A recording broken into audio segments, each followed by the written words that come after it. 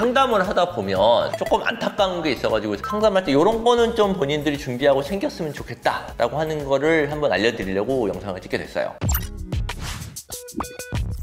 그랜드 성형외과 전문의 이사연입니다. 첫 번째 필요한 거, 일단은 메이크업을 과하게 안 하고 오시는 게 좋긴 해요. 코는 어차피 화장을 하더라도 그렇게 큰 영향을 받진 않아요. CT를 찍고 어차피 코 안쪽의 모양이랑 같이 보면서 대부분 상담을 하기 때문에 전체적인 얼굴에서 달라지는 건 없는데, 눈 상담을 할 때 메이크업을 했었을 때는 잘 알 수가 없어요. 우리가 메이크업을 하는 거가 수술이랑 되게 비슷해요. 눈이 가로폭이 좁기 때문에 앞쪽 부분이나 뒤쪽 부분에 아이라인을 좀 더 길게 그리면서 눈 가로폭을 좀 더 넓게 보정을 하고, 속눈썹이나 마스카라를 하면서 안쪽에는 속눈썹을 올리면서 눈꺼풀이 덮여있는 부분을 드러나줘서 처져 보이는 느낌을 개선시키는 거고, 예를 들어 쌍꺼풀 테이프나 쌍꺼풀 액을 쓰면서 쌍꺼풀을 만들어주는 행위 자체가 쌍꺼풀 수술과 눈매 교정과 앞트임, 뒷트임을 화장으로 어느 정도 커버를 해가지고 오신 거거든요. 그렇기 때문에 수술해야 되는 거를 정확하게 알 수가 없어요. 이렇게 이제 제가 화장을 안 하는 거를 얘기를 하면 꼭 모자를 쓰고 오세요. 화장을 안 했으니까 좀 쑥스러워서 그러신지, 그런데 모자 쓰고 오는 거가 또 안 좋아요. 사실 얼굴은 비례에 맞게 전체 얼굴형을 봐야 되거든요.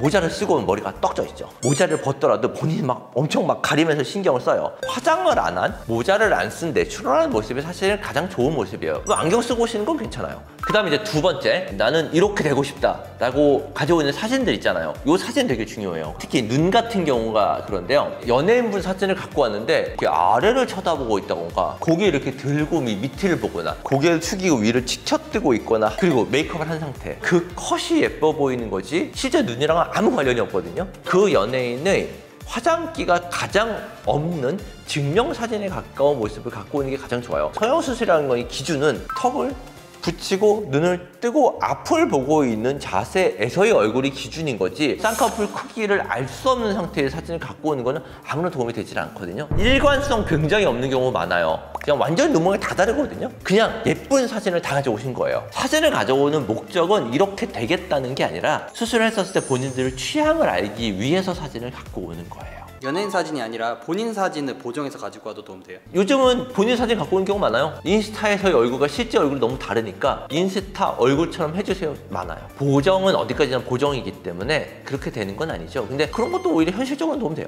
성형외과 상담 시 필요한 올바른 자세. 세 번째, 수술 상담도 오기 전에 본인이 뭔가 다 결정하고 온 경우도 되게 많아요. 불필요한 지식들을 갖고 편견을 가지고 오는 경우들 되게 많고요. 뭐 이런 수술들이 괜찮고 필요합니다.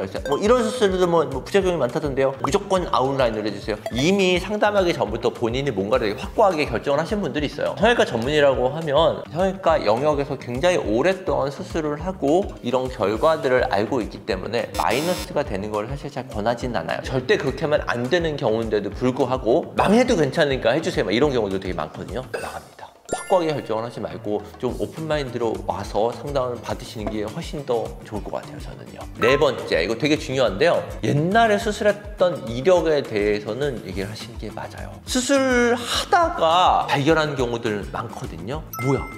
재수술이었어? 보형물이 들어가 있으면 재수술인 거 알죠. 근데 힐리프팅 굉장히 많이 하고 여러 번 했는데 그런 거 하나도 얘기 안 하셨다가 수술하러 들어갔는데 안쪽에 조직끼리만 유착 너무 심해가지고 이분 수술을 어떻게 해야겠다고 이제 플랜을 다 세워놓고 수술을 들어가죠. 원래 계획했었던 거랑 완전히 달라지게 되면 되게 당황스러워요. 수술 시간도 오래 걸리고, 그리고 원래 계획과 달라지게 되면서 본인이 오히려 더 안 좋은 방향으로 가는 거죠. 수술 이력에 대해서는 사소한 거라도 다 얘기를 하시는 게 맞고요. 지난번 수술했었을 때 마취 때문에 좀 고생을 했다던가 회복 때문에 고생을 했다던가 멍이 많이 들었다던가 이런 것들도 되게 얘기해 주시는 건 도움이 많이 돼요. 이건 본인이 갖고 있는 특성이니까 그에 따라서 약을 조정하거나 뭐 치료 방법이나 이런 것들을 조정할 수 있는 방법들이 얼마든지 있는데 그런 걸 얘기를 안 하시는 경우들 많고요. 뭐 질병이나 약이나 이런 거 얘기 안 하신 분들도 되게 많아요. 고혈압이신 분들은 수술 때 금식이어도 혈압약 드셔야 되거든요. 고혈압이신 분들 수술 때 긴장되잖아요. 긴장되는데 혈압약까지 안 드시면 혈압 되게 많이 올라가거든요. 혈압이 많이 올라가면 피가 많이 나요. 피가 많이 나면 붓기도 많고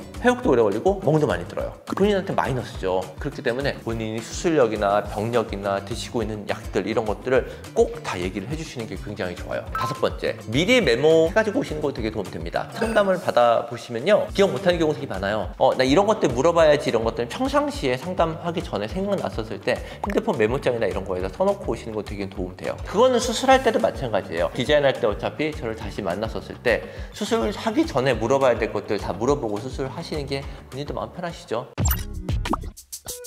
지금까지 성형외과 상담 때 필요한 자세에 대해서 말씀을 드렸고요. 본인들이 조금만 준비를 하다 보면 훨씬 더 상담도 잘 받고요. 상담을 잘 받으셔야지 본인들이 훨씬 더 만족한 결과들도 나오거든요. 상담을 받기 전에 이런 것들 숙지하셔서 상담 잘 받으시고 수술 잘 받기 바랍니다.